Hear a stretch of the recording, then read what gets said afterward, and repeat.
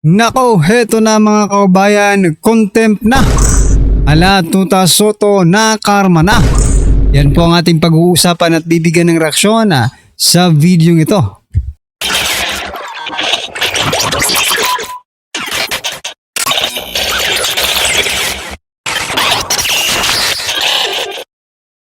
So yan mga kaubayan, ito pag-usapan po natin itong post ng Luzon News Media, no? Ito pong si Senate President Soto mga kaubayan, sabi po dito, mahaharap sa contempt case sa korte. Aba, ayan, nakarma na. Sa sobrang pagmamagaling ni Senate President Tito Soto III, ayan, nakarma na mga kababayan, no? Ayon po sa balita, inanunsyo ni Attorney Ferdinand Topacio na maghahain ng kanilang grupo ng petisyon laban kay Senate President Tito Soto III dahil sa mga pahayag nitong umano'y paninira sa hudikatura. Ayon kay Topacio, ang mga hirit ng senador ay lumalampas na sa pagiging opinyon at maituturing ng kawalan ng respeto sa pinakamataas na korte ng bansa. Aray ko po. Ano po ang masasabi niyo dyan mga kaubayan? Mukhang nakakarma na itong si Senate President. Kailangan niya magpaliwanag sa korte kung bakit niya yun nasabi, no, mga kaubayan. Ito pong naging komento ng ating mga kaubayan. Sabi po dito ni Rona, karma is real, it bulaga. Aray ko po.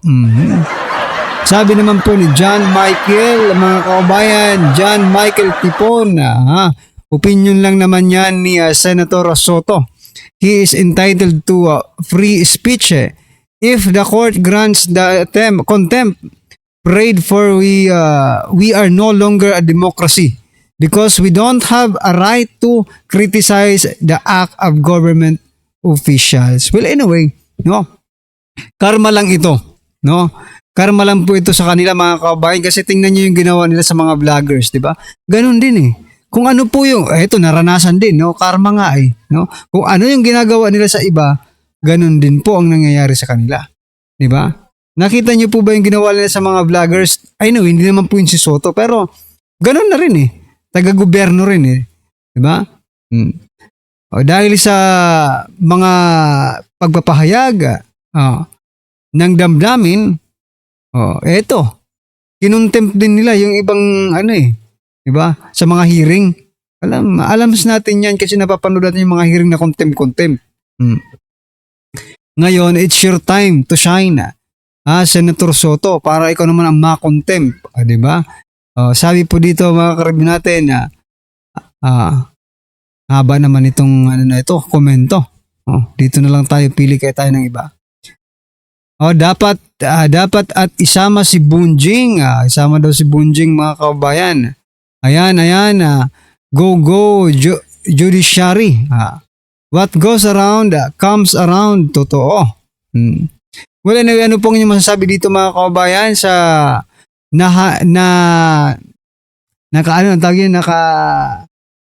may term nandito sa dila ko, hindi ko nakaatang or ang tawag, hindi ko talaga wait, saglit lang mga kabayan. Anyway, tatagal tayo mga karibin natin. Ano na lang po ang inyong ano na lang po ang inyong masasabi dito po sa nahaharap, no? Or haharapin ni Senate President Soto na contempt case sa korte. Ayan mga kababayan, just comment down below. Hanggang ngayon, hindi ko pa maalala, no? Anyway, ito pa. Pasadahan din po natin itong si DILG Secretary John Vic Remulla. May pinakabagong pahayag si John Vic Remulla mga kababayan at sabi niya po dito, I think yung legasiya daw ni President Bongbong Marcos mayroon pala. Sabi niya, I think the legacy will be that for the first time, a president confronted corruption head on. He confronted it head on, sabi niya. And he was willing to bring them in jail no matter what their relationship. Aray ko. Ang nasa kulungan lang na big fish si Bong Revilla mga kaubayan. No matter what their relationship, ibig sabihin, kaibigan, kamag-anak niya ba itong tinutukoy ni Remulla?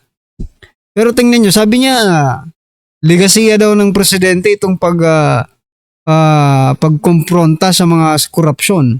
Pero sabi po ng presidente noon, last year, no, bago po bagong taon, bago magpasko, may makukulong, di ba? Nasaan po? Wala po. Yun ang legasiya. Tinungaling ang legasiya ng presidente, mga kababayan, hindi po confronted corruption, yung sinasabi niyang head on, di ba? Hindi naman po yun ang nakita ng taong bayan eh. Ang nakita po ng taong bayan na legasiya ng presidente, pagsisinungaling. Di ba? Ilang beses na po natin siyang napuna or nakitang nagsisinungaling, di ba?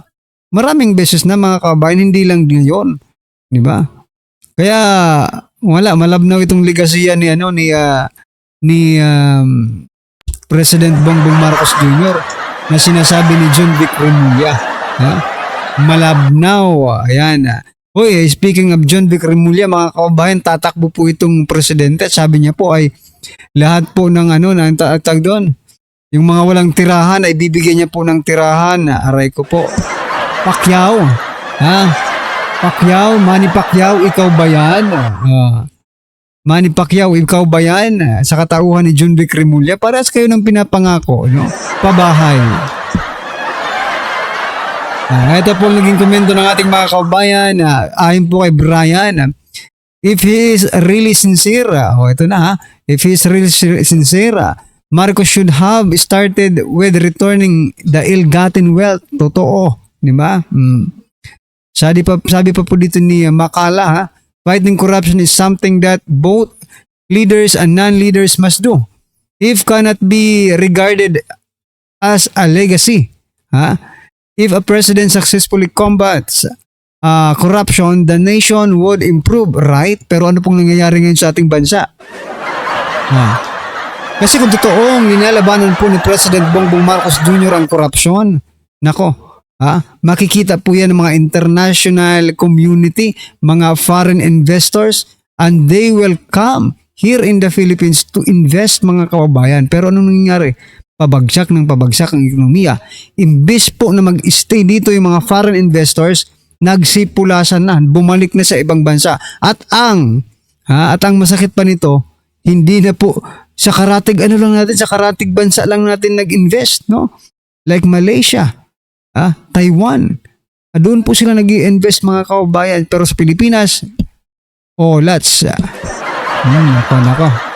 Ayan, mga kababayan, ano po ang inyong opinion dyan? Just comment down below, mga karibin natin. Dito po sa sinasabi ni DILG Secretary John Vic Remulla na grabe po ang ito po yung legasiya ng presidente, ang labanan ang korupsyon, pero wala naman po tayong nakikita, so olats pa rin.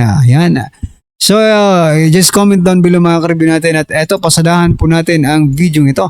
Sabi naman po dito, hala, Soto, nakarma na, grabe ang ganti ng Supreme Court. Soto, sinampulan na, iyak ka ngayon. Ito, pakinggan po natin mula po sa The General's Viewpoint. General Macanas, pasok. Dito, nagsalita ang Piling Supremo. Total war na yata ito at kailangan maleksyon si Soto. Okay, isinare ni Optic Politics ang pahayag ni SC Soto. Yung maanghang na salita laban kay Senior Associate Justice Marvic Lunen. Sabi ni Soto, unfamiliar si Justice Lunen sa rules ng Kongreso. Medyo mabigat yan. Kung unfamiliar ka, ibig sabihin wala kang alam. O kulang ka ng kaalaman. O hindi ka nagbabasa. Mabigat ito. Paratangan mo ang isang Supreme Court Justice na unfamiliar. Nag-ugat ito sa desisyon ng Supreme Court sa final decision nila sa impeachment ni VP Sara na hindi sumasang-ayon itong si SC Soto. Nagkaroon daw ng pakikialam. Judicial overreach. Ang sinasabi ni SC Soto, mga legal luminaries na nagbigay ng mga opinion. Example, former Chief Justice Renato Puno. Yan. Na hindi sang-ayon sa desisyon ng Supreme Court. Ano pa? Meron pa, tatlo, Aquino, mga abogado. Well, sige, sabi natin legal luminary. Kailang, ganyan talaga ang pag-interpret ng batas o konstitusyon. Kanya-kanya talagang interpretation. Hindi mo talaga mapag-isa. So, edi klaro na, Senator Soto, mga kaubayan, no? Oh, dahil nga yung sinasabi mong legal luminaries, no? Ano man yun, mga kaubayan, they are into legal industry, di ba? May legal no? They can interpret, no? The law. Pero ikaw, can you interpret the law? Hindi po kasi hindi mo naman po pinag-aralan yung batas, no? Legally we can all interpret the law. Pero ang ibig kong sabihin yung talagang tatanggapin rin sa korte as legal, di ba? Oh. Kasi nga mga lawyer yun, mga abogado, mga tawag dito, constitutional professor, di ba? Oh, kung ano pa man sila. Oh. Pero po si Tito Soto po, ano po bang, di ba? Ano po mga kaubayan, nako. Si Soto, komedyante. Ngayon, ipapatawag ka sa Korte Suprema, doon ka magtanghal, di ba? Kinuntemp, di ba? Kinuntempo siya, ikukontempo, no? Sabi ni, kasi magkakaso si Topacio.